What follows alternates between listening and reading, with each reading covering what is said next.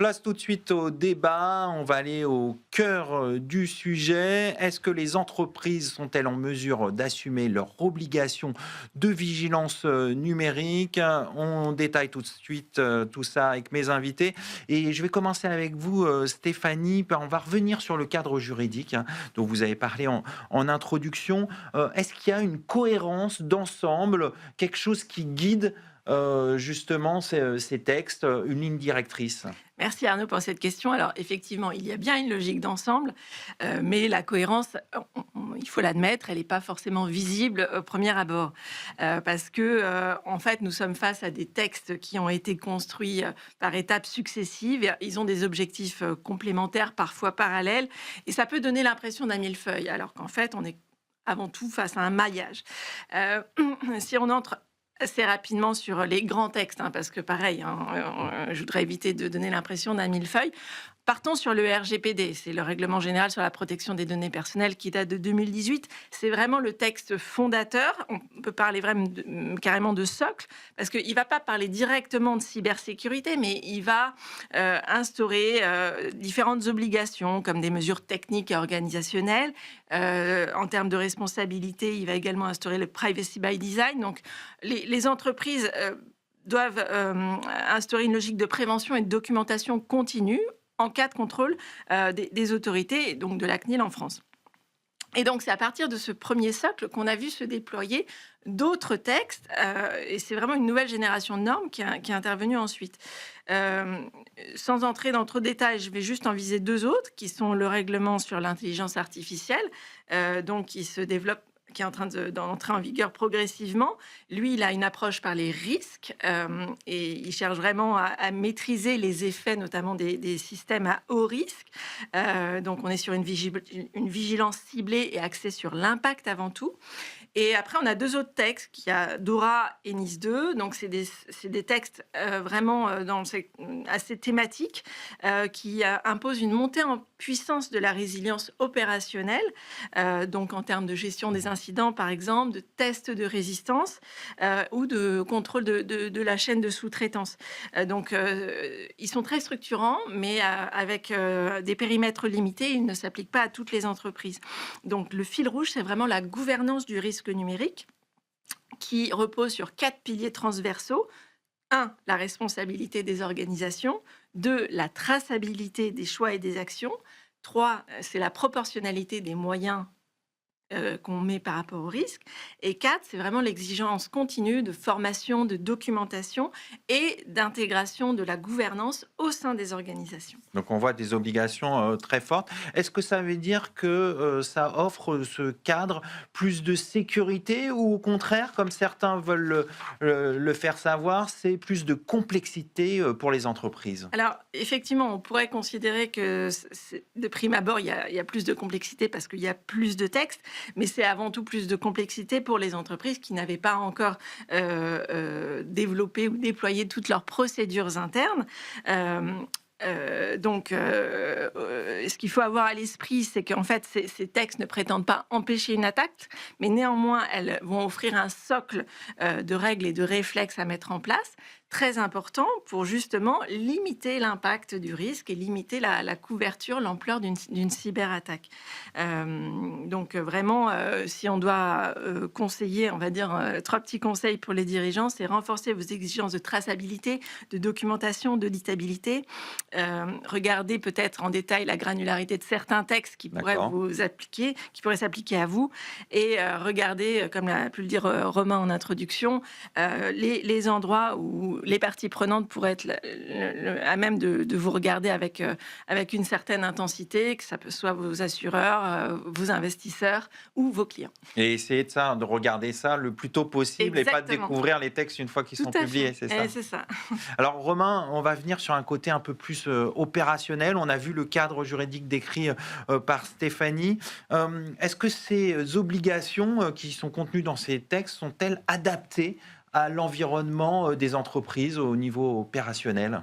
Quand on se pose cette question, je pense qu'il y a deux axes. Le premier, c'est de savoir si ça recouvre une réalité en termes de risque. Et le deuxième, c'est de savoir si les exigences qui sont mises en place sont faciles d'adaptation et d'application pour les entreprises. Sur le premier point, comme on mettait tous deux en avant avec Stéphanie, il y a une croissance du risque et une complexification du risque. Donc je pense que sur le premier aspect, à savoir est-ce que le législateur a bien pris la mesure de ce qu'était le risque cyber et est-ce que le législateur met en place une philosophie et un cadre qui veulent le prévenir, pour moi la réponse est oui.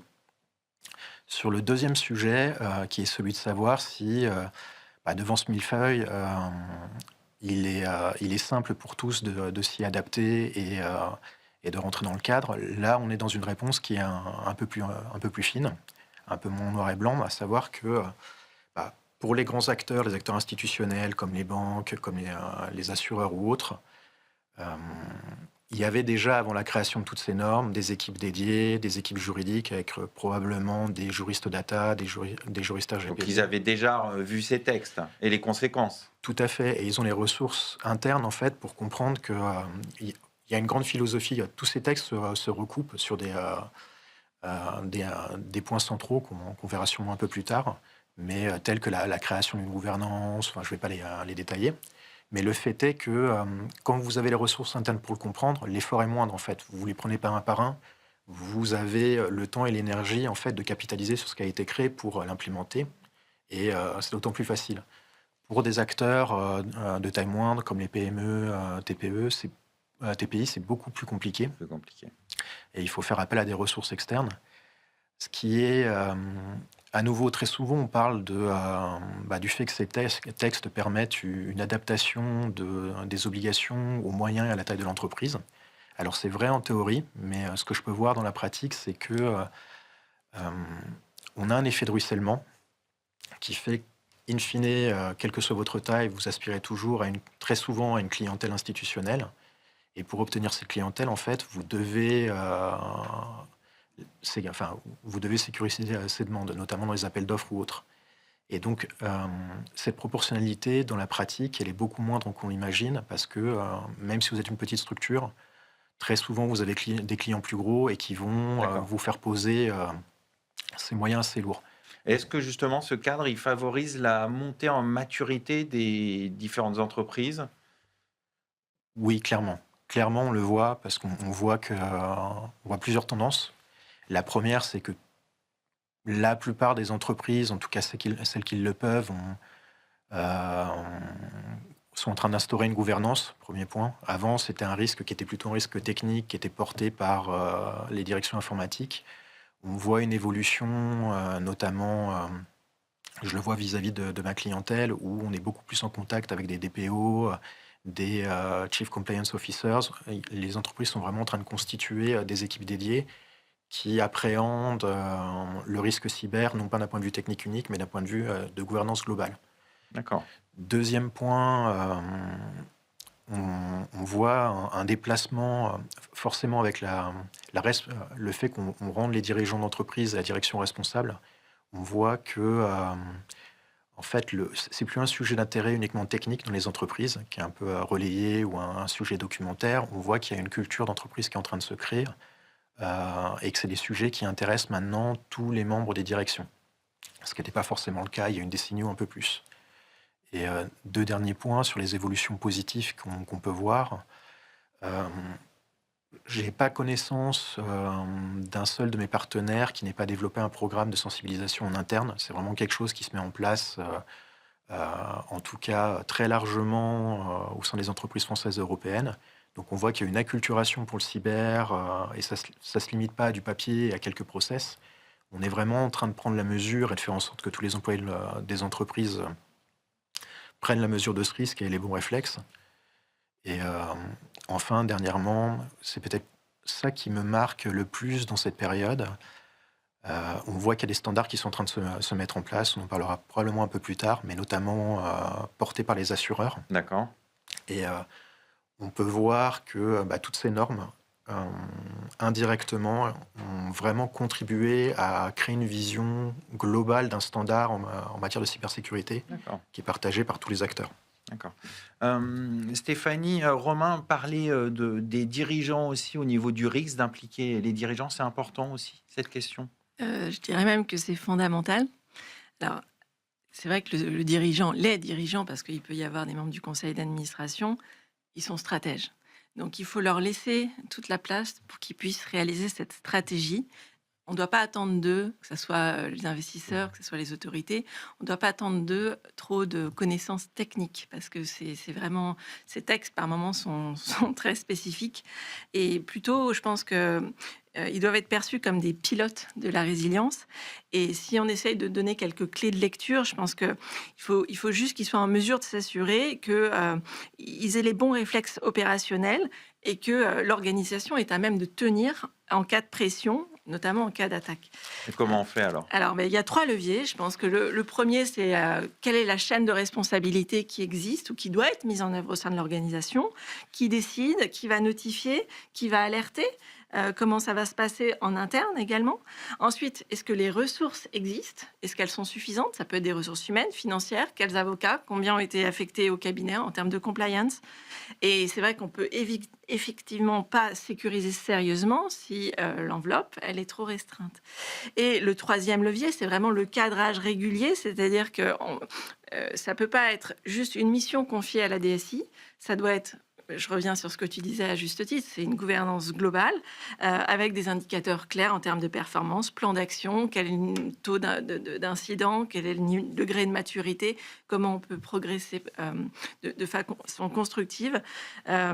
Et un point quand même à avoir en tête pour les dirigeants, et tu l'as évoqué brièvement en introduction, c'est que la responsabilité pénale des dirigeants peut être engagée en cas de carence si on démontre que l'organisation interne, elle est manifestement insuffisante, qu'il n'y avait pas assez de mesures de prévention qui ont été anticipées, et enfin, s'il y a des signaux faibles qui ont été ignorés. Donc, vraiment, l'idée pour les dirigeants, c'est ayez une posture active. Par exemple, exiger des stress tests et des exercices de crise. N'hésitez pas à challenger vos propres prestataires dans des audits et surtout décloisonner de façon à ce que toute votre organisation interne se parle. Alors Stéphanie, vous évoquez des stress tests. Est-ce que les dirigeants sont suffisamment formés à ces risques? En termes de formation, alors effectivement, il y a une vraie dynamique de progrès. Je pense que les conseils d'administration prennent conscience de ces sujets cyber qui sont de plus en plus mis à l'ordre du jour, notamment avec l'IA. Puisque aujourd'hui, ça ne relève plus uniquement de la DSI, hein, c'est vraiment inscrit à l'ordre du jour des conseils d'administration. Et d'ailleurs, il y a eu un rapport très intéressant de Deloitte qui indique que 60% des administrateurs interrogés aujourd'hui indiquent que l'IA, c'est désormais un sujet de préoccupation qui est souvent inscrit à l'ordre du jour des conseils. Mais voilà, c'est pas encore le cas pour toutes les entreprises, notamment les PME. Ça suppose une acculturation progressive. Et c'est en ça, je pense que le juriste peut contribuer aussi à faire évoluer les mentalités en interne avec des exercices de crise, des retours d'incidents et des dialogues réguliers entre la direction et les opérationnels. Alors, on va venir sur le niveau de responsabilité juridique des entreprises avec vous, Romain. Aujourd'hui, c'est quoi le degré de responsabilité des entreprises? Il est important. Déjà pour une raison principale, parce que le risque cyber est un risque qui a des occurrences très rapides et qui est important, comme on le disait en fait quand on parlait des responsabilités. C'est un risque réel et qui peut vraiment être dommageable, impacter l'entreprise, voire la faire mourir tout simplement. Et pour en revenir à la responsabilité des entreprises suite à ça, il y a plusieurs aspects. Le premier, c'est que la plupart de la responsabilité est à l'heure actuelle portée par l'entreprise finale. Alors qu'on est dans des schémas très complexes, avec souvent énormément de sous-traitants, énormément de partenaires, et en tout cas dans la protection de la cybersécurité, un risque qui va être couvert par plusieurs moyens et plusieurs prestataires. Oui, puisqu'on est dans une chaîne. Oui, tout à fait. Et aussi parce que les attaques sont de plus en plus complexes et qu'elles ne sollicitent pas qu'un point de pénétration, mais souvent plusieurs. Il y a aussi ça. Donc, qui dit plusieurs points de pénétration, dit éventuellement plusieurs prestataires. Bien sûr. Et là où ce risque est important, c'est qu'à nouveau, il est difficile, en tout cas sur le court terme, à comprendre dans son intégrité et en tout cas, quand vous avez une attaque, il vous faut du temps avant de comprendre qui l'a fait, comment et quel a été l'impact. Et derrière, pourtant, l'exigence qui va sur qui est portée par les prestataires informatiques, et c'est probablement un problème d'acculturation, c'est une exigence, en tout cas venue des clients, qui est une exigence d'obligation quasiment de résultat. D'accord. Ce qu'on veut, c'est ne pas avoir de risque, enfin, c'est pas avoir de problème, alors que dans la pratique, on a des enjeux très complexes et que très souvent, quand il y a une faille, on est incapable de savoir d'où ça vient, en tout cas au tout début. D'accord. On va voir aussi un point qui me semble important, c'est l'impact du cadre sur la gouvernance interne, hein, sur l'organisation de l'entreprise et sa gouvernance. Est-ce que cette pression réglementaire, elle pousse les entreprises à revoir leur gouvernance interne? Tout à fait. Déjà, on voit la création de postes de direction comme les Chief Compliance Officers ou la montée en puissance des équipes juridiques, des DPO, des équipes informatiques. Et on les voit se déplacer en fait de positions qui étaient avant un peu plus techniques vers des positions de stratégie. Donc on voit que l'entreprise se reconstruit autour de ce risque et de ses exigences en fait, d'amélioration en faisant évoluer ce triptyque qui est équipe sécurité, équipe légale et équipe informatique. Et derrière, à nouveau, comme le disait Stéphanie, la sécurité cyber, ce n'est pas une sécurité qui doit être portée uniquement par les équipes cyber. En fait, c'est le problème de tous. Vous le voyez très bien quand vous avez un incident. Il y a un aspect marketing, il y a un aspect commercial, il y a la communication client, la communication extérieure. Il y a forcément l'aspect légal ou l'aspect IT, bien sûr. Et comme vous le voyez, tout ça, ça amène à une réflexion qui ne peut plus être silotée. Donc ça doit être transverse. Tout à fait, et anticipée. Ça doit vraiment amener à une gouvernance et par ailleurs transverse, comme vous le dites. Alors, il y a un autre point, Stéphanie, qui me semble important. Les entreprises se sont emparées de l'IA. Quand il y a un incident aujourd'hui implique un outil d'IA, qu'est-ce que ça entraîne en termes de responsabilité pour déterminer la responsabilité? Alors, oui, alors c'est intéressant parce que l'IA ne dilue pas du tout la responsabilité, elle va en redessiner les contours. Et si on se concentre sur le règlement intelligence artificielle, il va poser une série d'obligations aux entreprises qui vont déployer ou qui développent des systèmes d'IA, notamment à haut risque. Et les entreprises utilisatrices, elles sont responsables de l'évaluation des risques, de la supervision humaine, de la qualité des données et de la transparence également des interactions. Donc, ce qui est intéressant de voir pour ceux qui nous regardent, c'est que même si l'outil d'IA qui a généré un incident, il est fourni par un tiers, l'entreprise utilisatrice donc qui utilise cet outil mais qui avait été sous-audité ou sous-contrôlé va pouvoir considéré comme co-responsable. Et D'accord. à cela, qui est un régime un peu spécifique, va s'ajouter un régime de responsabilité classique, qui est par exemple la responsabilité du fait des produits défectueux ou du fait des choses, étant précisé qu'il y a une proposition de directive sur la responsabilité qui est liée à l'IA, qui va faciliter l'accès des victimes à la preuve avec un renversement de la présomption de responsabilité pour les systèmes d'IA à haut risque. Et il y a également une proposition de directive sur du fait des produits défectueux, et qui va inclure dans la notion de produit les logiciels autonomes et les systèmes d'IA. Ça viendra élargir seront de facto plus concernés les systèmes d'IA, puisqu'ils pourront rentrer dans cette notion de directive de façon express. Donc, vraiment à retenir, donc, sur la base du règlement IA en tant que fournisseur, déployeur, mais également en tant qu'utilisateur, vous pourrez voir votre responsabilité retenue si vous avez insuffisamment supervisé l'outil avec une supervision humaine, s'il y a une insuffisance de documentation ou insuffisance d'analyse des risques. Alors justement, pour éviter ces soucis, pour éviter que sa responsabilité soit engagée. Comment les entreprises peuvent-elles se protéger dans un cadre, on l'a vu, qui est très mouvant, où on a une explosion aussi des cybermenaces? Ouais, c'est une bonne question, Arnaud, parce qu'effectivement, aujourd'hui, on peut considérer qu'il n'y a plus vraiment de ligne Maginot numérique, puisque la meilleure défense aujourd'hui, c'est pas l'invulnérabilité, c'est vraiment savoir être agile et vraiment vivre avec la menace, parce que la menace, elle est constante.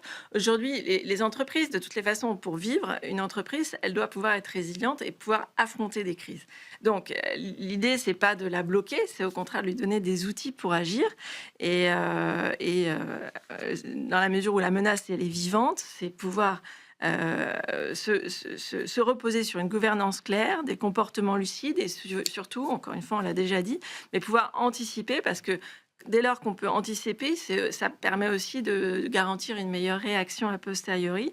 Donc, il y a des arbitrages et les arbitrages, ils sont importants puisque il va être nécessaire d'identifier les actifs critiques de l'entreprise, de réduire la surface d'attaque dès lors qu'il y a des attaques cyber. On doit pouvoir dire, OK, bah, ils vont pouvoir attaquer là. On sait qu'on n'est pas encore à 100% là-dessus, mais ils ne pourront pas attaquer là parce que là-dessus, on est bon. Et ça, c'est le dernier point, c'est le dirigeant en conscience, il doit être à même de dire j'accepte tel et tel niveau de risque, mais ça doit être documenté et il doit y avoir une cartographie pour dire ok, mais peut-être que là je l'accepte, mais à 2 ans je l'accepte pas. Donc quel est Bien le sûr. plan pour mitiguer ces risques à plus ou moins long terme? Alors, il y a un autre aspect qui est important, me semble-t-il, Romain, c'est quand on parle risque, on parle évidemment assureur. Quel est justement, comment les assureurs appréhendent-ils ce risque et est-ce qu'ils sont devenus des acteurs structurants en la matière? Clairement, je trouve que ce sont des très bons marqueurs en fait de l'état de la perception de la cybersécurité en France et à l'international. Ce qui est amusant, c'est que avant la pandémie, où on a vécu une explosion des attaques cyber et puis de l'usage de tout ce qui était moyens informatiques, les assureurs avaient beaucoup de mal à vendre leurs produits, leurs assurances de cybersécurité. Et il y avait vraiment une démarche proactive pour en justifier l'intérêt auprès des clients. Et en fait, c'est là où on voit d'ailleurs ce qui fait écho au rapport de l'ANSSI, que depuis 5 ou 6 ans, il y a cette explosion en fait de la menace cyber. On est passé de cet état de fait où les assureurs étaient quasiment demandeurs, ce qui est rare, à une situation où maintenant, certains acteurs de l'assurance déjà ont arrêté de commercialiser D'accord. des assurances cyber et où ceux qui continuent à le faire en fait ont des exigences d'entrée assez importantes avec des Le audits. coût est cher, c'est ça? Le coût est cher, mais derrière, en fait, il y a énormément d'exclusions. On vous fait passer des audits externes. On vous demande vraiment, et c'est intéressant parce que vous me demandiez s'ils étaient des acteurs constituants du panorama de la cybersécurité. En fait, ils vont quasiment vous demander par anticipation de vous mettre au niveau de ces réglementations qu'a détaillé Stéphanie, en fait. D'accord. Ils vont vous demander d'avoir une gouvernance interne. Ils vont vous demander de leur montrer votre process. En fait, ils vont vous faire passer des questionnaires, des audits, où vous allez devoir expliquer quel est votre process de remontée du risque, où vous allez devoir détailler vos détections. Donc, vous êtes quasiment, avant même de signer votre assurance, vous êtes quasiment audité NIS 2, RGPD et DORA, en fait. Alors, on imagine que les grandes entreprises sont mieux outillées que les petites, mais est-ce que les entreprises, justement, tirent les petites vers le haut en, justement, essayant que les petites entreprises vont également essayer de s'outiller comme les grandes pour faire face à ces risques? Je pense que le premier sujet, de facto, c'est ce qui arrive, mais le premier sujet, c'est de se dire que là, on utilise beaucoup le terme risque. Mais en fait, on peut aussi attacher à la réglementation cyber le terme valeur. Il y a toujours un pendant. On a pu le voir avec le RGPD il y a à peu près une décennie, où on pensait, beaucoup de médias disaient que ça allait être un frein à la compétitivité des entreprises européennes. Ça l'a peut-être été pendant 6 mois, 1 an. Et en fait, au bout d'1 an, comme l'Europe avait imposé des standards internationaux, ça a été une valeur ajoutée sur les produits européens parce que quelqu'un préférait pouvoir utiliser un produit qui protégeait sa donnée et qui pouvait déployer partout dans le monde, que utiliser un produit qui pouvait simplement déployer aux États-Unis et ou dans un pays particulier. Là, on est on est dans le même process en fait. On est dans un nouveau degré qui est une nouvelle couche, la couche cyber, où l'adaptation va être difficile, mais ça va sûrement créer de la valeur à terme. Il faut imaginer que d'ici 1 an, 2 ans, 3 ans, en fait, les clients iront vers les prestataires qui sauront être conformes et qui leur donneront cette confiance en fait de valeur ajoutée due au fait que le risque cyber est moindre sur un produit qui est acheté. Donc je reviens à votre question sur les petits qui sont tirés vers le haut par les grands. De facto, on avait parlé de l'effet de ruissellement. Il est certain, je ne sais pas si c'est perçu comme ça par les petits à l'heure actuelle, mais il est certain que à l'heure actuelle, pour obtenir des marchés, notamment avec des entreprises de taille importante et ou des acteurs institutionnels, par cet effet de ruissellement qui fait que eux ont les obligations maximales, vous devez vous astreindre à avoir les obligations maximales quand vous vendez, à suivre les obligations maximales quand vous vendez votre produit. Donc forcément, ça va attirer les petits à s'y conformer. Alors Stéphanie, on a évoqué ensemble l'IA et du coup il y a de nouveaux types d'arnaques plus sophistiquées, comme je pense par exemple au deepfake. Est-ce que les collaborateurs, les entreprises elles-mêmes sont-elles suffisamment formées pour reconnaître ces deepfakes et ces arnaques très sophistiquées? Il y a un peu la réponse dans votre question, Arnaud, mais effectivement, aujourd'hui, c'est bien d'entraîner nos pare-feux, mais c'est pas suffisant. C'est vraiment nos cerveaux à tous qu'il faut entraîner, et c'est vraiment par la répétition que ça fonctionne. Parce que tant qu'on n'a pas été confronté vraiment à une tentative d'escroquerie par deepfake, qu'on n'a pas eu un faux appel de président où on pense que c'est notre président en toute bonne foi, qu'on ne peut pas avoir les bons réflexes s'il n'y a pas eu d'entraînement. Pourquoi ? Parce qu'aujourd'hui, les pirates, ils utilisent 3 faiblesses humaines, le stress, l'autorité et la confiance. Dès lors qu'ils appuient sur les 3 en même temps, tous les signaux sont rouges. Et en fait, vraiment, le réflexe de base, c'est pouvoir identifier ces 3 sujets et ensuite donner les clés pour justement les contrecarrer. Ah, le stress. Ah, j'ai un doute sur le numéro de téléphone parce qu'il m'a appelé sur WhatsApp. C'est comment je peux faire justement pour les détourner. Est-ce que je peux te rappeler sur ton téléphone usuel ?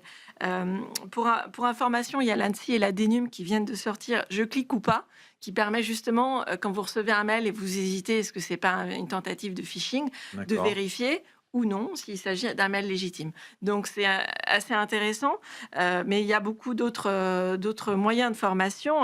Donc le deepfake, c'est un petit peu, même s'il faut aujourd'hui, il faut 5 minutes avec l'IA pour préparer un deepfake.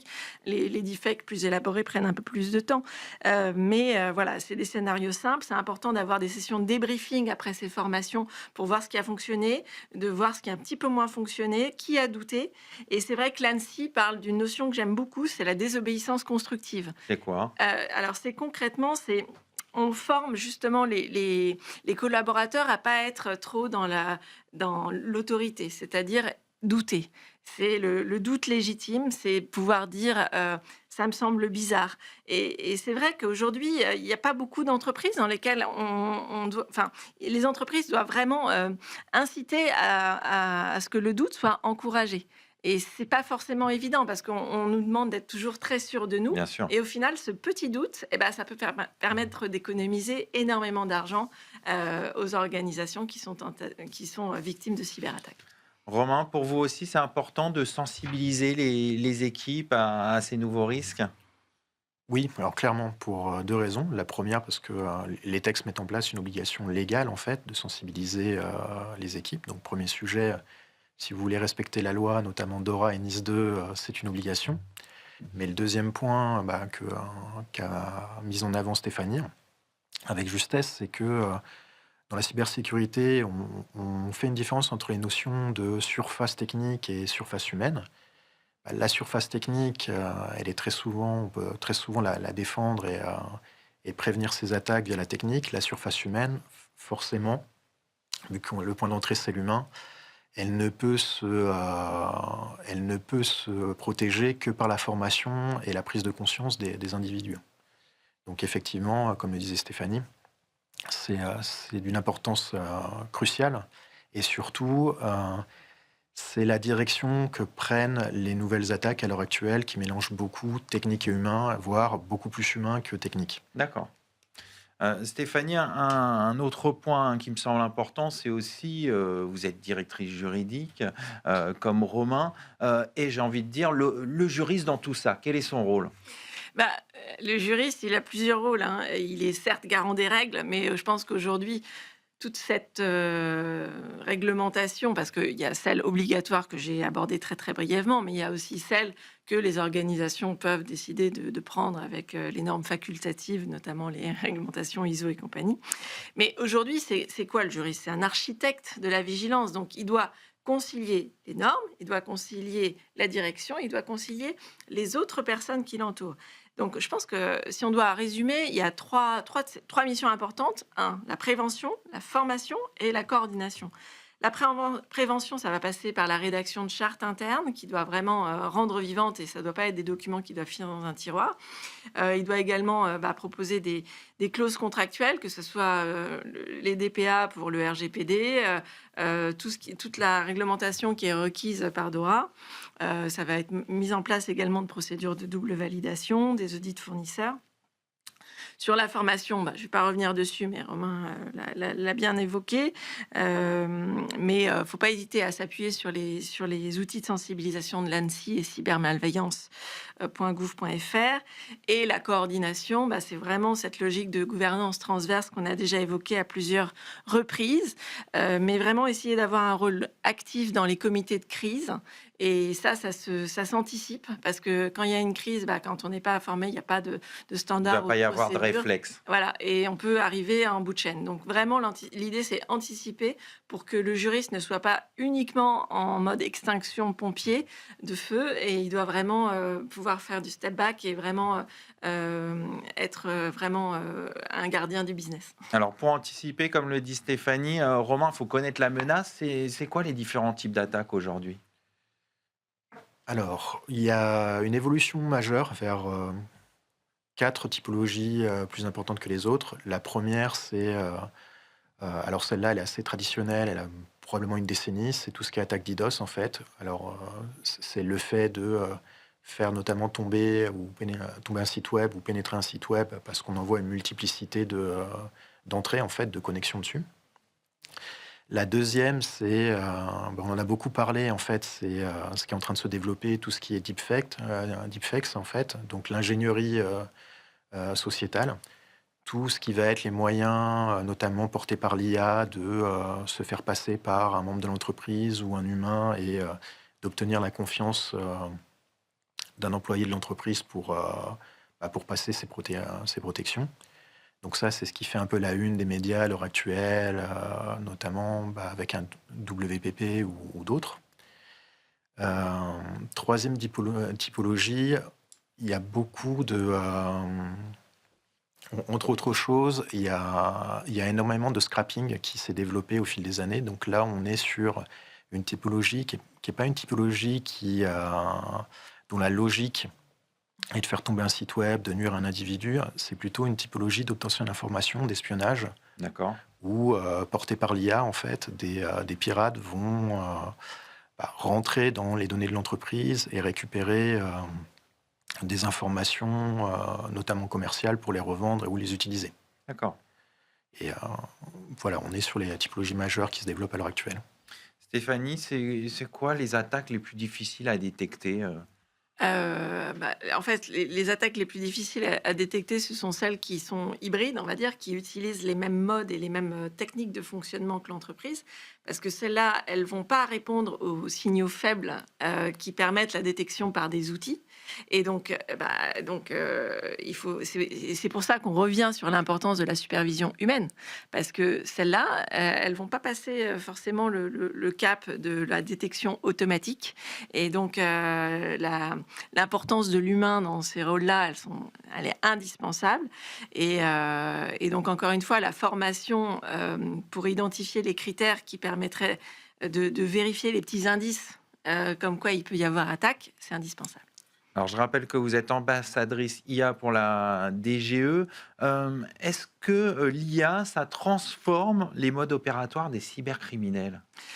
Ah malheureusement oui, effectivement parce que l'IA aujourd'hui industrialise la fraude, et les pirates peuvent créer en quelques secondes vraiment des mails de hameçonnage super clairs, des messages vocaux, parce que les dirigeants s'expriment assez facilement, donc dans tous les médias, donc ils récupèrent la voix et ils peuvent à partir de la voix, des images, créer des deepfakes, très, très bien montés et même des contenus narratifs qui vont être traduits dans plusieurs langues et ça peut vraiment avoir des impacts très forts et donc encore une fois, au-delà de l'humain, la réaction, elle doit être plus rapide et également transversale comme on l'a déjà expliqué. Donc agir plus tôt, dès que vous avez, il y a une faille, il faut agir promptement. Avec la cellule de crise qui est multi-compétences. Romain, pour terminer, vous aussi, réaction rapide, formation évidemment, comme on l'a dit, c'est des éléments qui sont importants. Ah oui, tout à fait essentiel. Je reviens juste sur ce qu'on disait sur l'IA et les hackers. Ce qu'il faut comprendre, c'est qu'historiquement, c'est quasiment eux qui ont porté l'IA au début des années 2010, en fait. C'est peut-être les pirates qui en ont vu l'intérêt en tout premier. C'est les pirates qui ont commencé à importer l'IA.